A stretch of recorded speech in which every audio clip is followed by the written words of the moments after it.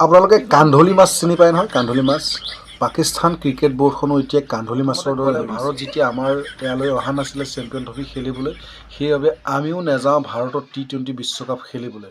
আমাৰ আটাইকেইখন খেল বেলেগ ঠাইত দিবলৈ ক'লে, সেইবাবে ICCয়ে পাকিস্তানৰ আটাইকেইখন খেল শ্ৰীলংকাত শ্বিফ্ট কৰি দিলে। তাৰপিছত আহিল আৰু এটা নমুনা, তেওঁলোকৰ নমুনা শেষেই নহয়। তাৰপিছত বাংলাদেশৰ লগত যিটো ভাৰতৰ অলপ মতনৈক্য হ'ল, তাত পাকিস্তানে বাংলাদেশক ছাপোৰ্ট কৰিবলৈ গৈ কৈছে আমি ভাৰতৰ লগত যিখন লীগ মেচ আছে সেইখন আমি বয়কট কৰিম, আমি নেখেলোঁ। কিন্তু এতিয়া ওলোটা মাৰি দিলে, এতিয়া খেলিব।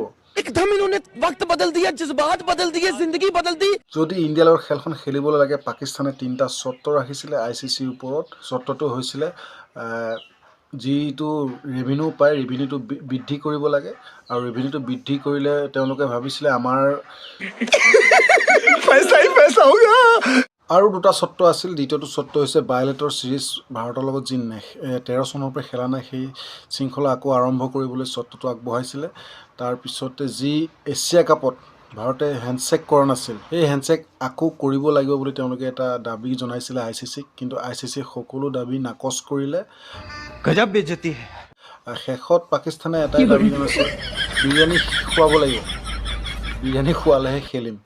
ICCয়ে ক'লে হ'ব, তোমালোকক অলপ বিৰিয়ানী খুৱাই দিম বাৰু, তুমি ইণ্ডিয়াৰ লগত খেলখন খেলা। এতিয়া পাকিস্তানে ইণ্ডিয়াৰ লগত খেলখন খেলিব। বন্ধুসকল, সাজু হৈ যাওক আৰু এখন মহাযুদ্ধৰ বাবে ভাৰত আৰু পাকিস্তানৰ। আপোনালোকে সঁচাকৈ ক্ৰিকেটৰ ফেন, প্লিজ ফ'ল' কৰি দিব। পাকিস্তানৰ এই প্ৰতিক্ৰিয়াটোলৈ আপোনালোকৰ কি মন্তব্য আগবঢ়াব কমেণ্টত জনাব। ধন্যবাদ।